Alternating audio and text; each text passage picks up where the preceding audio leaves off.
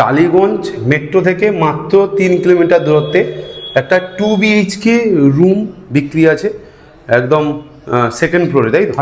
Third ফ্লোরে বিক্রি আছে। রুমটা বেশ সুন্দর।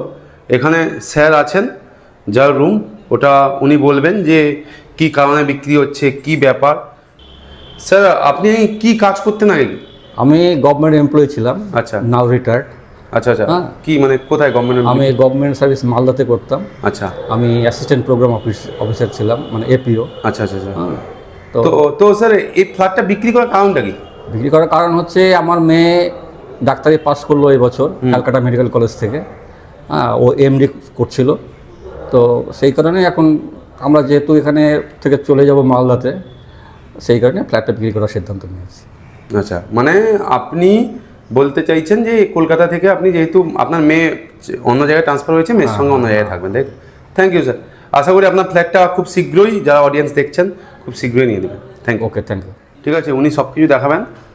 আমি একটা আপনাকে জাস্ট ডেমো দেখাচ্ছি। তো স্যার উনি হচ্ছে স্যার আপনার নাম কি?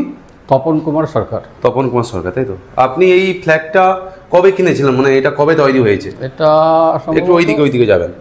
এটা সম্ভবত ওই 21শে জুন ফোনের দিকে হবে। 21শে জুন তৈরি হয়েছে, মানে কত সালে? 21 সালে। 21-এর। তো এটা 4 বছরের পুরনো, তাই তো? 4 বছর, 5 বছর, একদমই নতুন ফ্ল্যাট বলতে গেলে। 4 বছরের মধ্যে আমরা 1 বছর ছিলাম, তারপরে আমরা এটা ছেড়ে দিয়েছি। আচ্ছা আচ্ছা আচ্ছা, তো স্যার এই লোকেশনটা অ্যাকচুয়াল কোথায়? এটা হচ্ছে আপনার ইস্ট পার্ক বলে এটাকে। ইস্ট পার্বন বলে, ইস্ট তাই? পার্ক। ওকে। তো এটা আপনার ফ্ল্যাটটা কত স্কোয়ার ফুট আছে? এই যে সামনে ঢুকলেই দেখতে পাচ্ছি দালান, এটা রান্নাঘরের মতো করেছেন। এটা কত স্কোয়ার ফুট আছে? Kitchen cum dining. আচ্ছা, ওদিকে 2টো রুম আছে। আচ্ছা, 10x11 করে। এই কিচেন কাম ডাইনিংটা এটা কত স্কোয়ার ফুটের মতো হবে?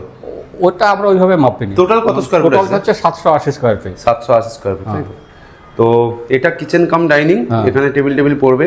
তারপরে আপনি রুমগুলো একটু দেখান। আসুন। আর আপনার এখান থেকে মেট্রো স্টেশন কত কিলোমিটার স্যার? যেটা আমি দেখলাম 2.5 থেকে 3 কিলোমিটার ম্যাক্সিমাম। ওই বাস টাস যায় এখানে? বাস অ্যাভেলেবল। আচ্ছা আচ্ছা, চলুন রুমে চলুন। আপনার S31, আচ্ছা, মিনি বাস, তারপরে 21 প্রাইভেট বাস। আচ্ছা, এই রুমটা অটো তো অ্যাভেলেবল। অটো অ্যাভেলেবল না? এই রুমটা কত স্কোয়ার ফুট? এই 10-11। 10-11, তাই তো? রুমটা মোটামুটি বড়, তাই তো? একটা ফ্যামিলির পক্ষে যথেষ্ট। আর আমরাই তো ছিলাম এখানে। আচ্ছা, আপনাদের ফ্যামিলি কতজন ছিলেন? আমরা 3 জন। 3 জন ছিলেন, তাই তো? আচ্ছা, কটা বাথরুম আছে? 2টো বাথরুম। 2টো বাথরুম। সামনে কি ওটা? এটা ব্যালকনি। ব্যালকনিতে চলুন। ব্যালকনিটা দেখুন। ব্যালকনিটা টোটাল গ্রিল দিয়ে কভার করা আছে। আচ্ছা, খুব সুন্দর। এটা কত টাকা ভাড়া পাওয়া যায় স্যার, আপনি যে ভাড়ায় দিয়েছেন? ভাড়া এখন 8,000 টাকা পাচ্ছি। 8,000 টাকা পাচ্ছেন। স্যার যে নেবে সে ভাড়াও দিয়ে রাখতে পারে? হ্যাঁ, অসুবিধা নেই। আর স্যার আপনার যে বাথরুম বলছেন, বাথরুম গুলো কটা আছে? বাথরুম 2টো আছে। একটা আছে আপনার, এটা দেখান একটু। আচ্ছা, এই বাথরুমটা একটা দেখতে পাচ্ছেন, ঠিক আছে? এটা একটা বাথরুম। আর এপাশে আসুন, এপাশে একটা রুম আছে। আচ্ছা, এই রুমটা তো একটু বড় মনে হচ্ছে, তাই তো? হ্যাঁ। এটা কত স্কোয়ার ফুট স্যার, মানে কত বাই কত? এটা ওই 10-11। এটা 10-11 রুম, দেখতেই পাচ্ছেন। এটা 10-11 রুম। এখানে সুন্দরভাবে রাখা যাবে। এখানে একটা বাথরুম, এটাও একটা বাথরুম, খুব সুন্দর বাথরুম। আর রুমটা সব থেকে বড় ব্যাপার হচ্ছে বেশি পুরনো নয়। না। হ্যাঁ, 3 তলা হতে পারে, কিন্তু খুব সুন্দর সাজানো গুছানো রুম। এবং ছাদে গেলে আরো ভালো লাগবে আপনার। আচ্ছা, ছাদে গেলে ছাদও পাওয়া যাচ্ছে। স্যার টিনের সেট করবেন ভাবছেন নাকি, বা কেউ নিলে কি উপরে টিনের সেট করতে পারে? হ্যাঁ, সে যদি মনে করে যে আমি উপরে আমার পোর্শনটা টিনের সেট করে নেবো, আচ্ছা, করতে পারে, কোনো অসুবিধা নেই। না স্যার, অনেকে বলে যে মানে যারা বিল্ডিং বানিয়েছে জাস্ট হাত দিলে খসে পড়ে যায়। আপনি কি ওই ছুরিটা দিয়ে দেখাতে পারবেন যে কিছু খুঁজালে খুলে পড়ে যাচ্ছে কিনা, বা চাবি দিয়ে এটা দিয়ে একটু দেখুন না, এই যে দাগ পড়ে গেল। জাস্ট মানে এগুলো সব প্রাইমার করা, এই নয় যে খুলে পড়ে যাচ্ছে। দেখুন, না, দেখতে পাচ্ছেন, সেগুলো এই নয় যে খুলে পড়ে যাচ্ছে। তো ভালো, তাই তো? বিল্ডার্স ভালো, তাই তো? আপনি বিল্ডার্সকে জানেন তো, যে বানিয়েছেন? হ্যাঁ, বিল্ডার্স থেকে তো আমরা নিয়েছি। আচ্ছা। আর স্যার আপনার এখানে কাছাকাছি স্কুল, কলেজ, থানা, আপনার হসপিটাল আগে ছিল, এটা ঠাকুরপুকুর থানা ছিল। হ্যাঁ, পরবর্তীকালে চেঞ্জ হয়ে হরিদেবপুর থানা হয়েছে।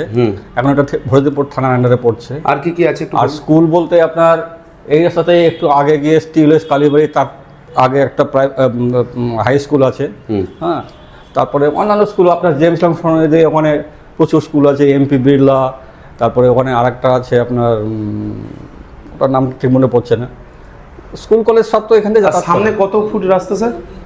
এটা তো আপনার এখন কাজ হচ্ছে, রাস্তাটা কমপ্লিট হয়ে গেলে ধরুন প্রায় 20 ফুটের উপরে তো হবে।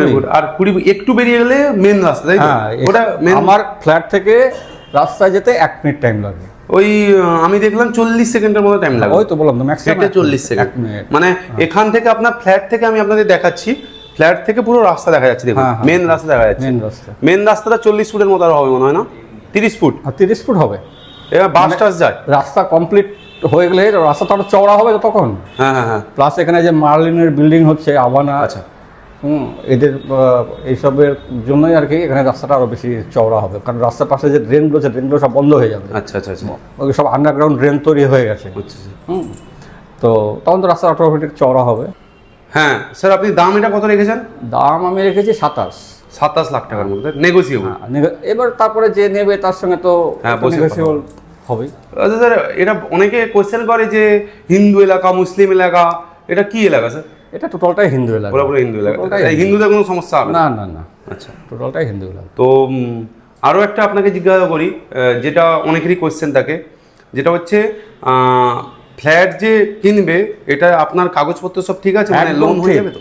ইভেন মিউটেশন পর্যন্ত করা আছে আমার, এবং এই ফ্ল্যাট যিনি নেবেন তার কাগজপত্র আমি সব দিয়ে দেবো, কারণ আমিও এটা লোন করে নিয়েছি। আচ্ছা। এবং যারা লোন দেয় তারা তো পুরো কাগজ ভেরিফাই করে। কিছু লোন পেন্ডিং আছে আপনার? হ্যাঁ, পেন্ডিং আছে। কত টাকা মতো আছে সেটা এখন দেখতে হবে। ওটা ট্রান্সফার হয়ে যাবে, তাই না? ওটা ট্রান্সফার হয়ে যাবে। আচ্ছা আচ্ছা আচ্ছা। কোন ব্যাংক থেকে আছে স্যার? এটা ব্যাংক না, এটা আমি এলআইসি থেকে নিয়েছি। এলআইসি থেকে? ওকে ওকে। মানে কেউ যদি নেয়, আপনি ওই লোনটাকে ক্লোজ করে অন্য ব্যাংকে লোন হয়ে যাবে। তো অবশ্যই যে নেবে সে আমাকে পেমেন্ট করলে আমি আমার লোনটাকে ক্লোজ করে দেবো, দিয়ে তারপর যিনি নেবেন তার সেটা। খুব সুন্দর রুম এটা।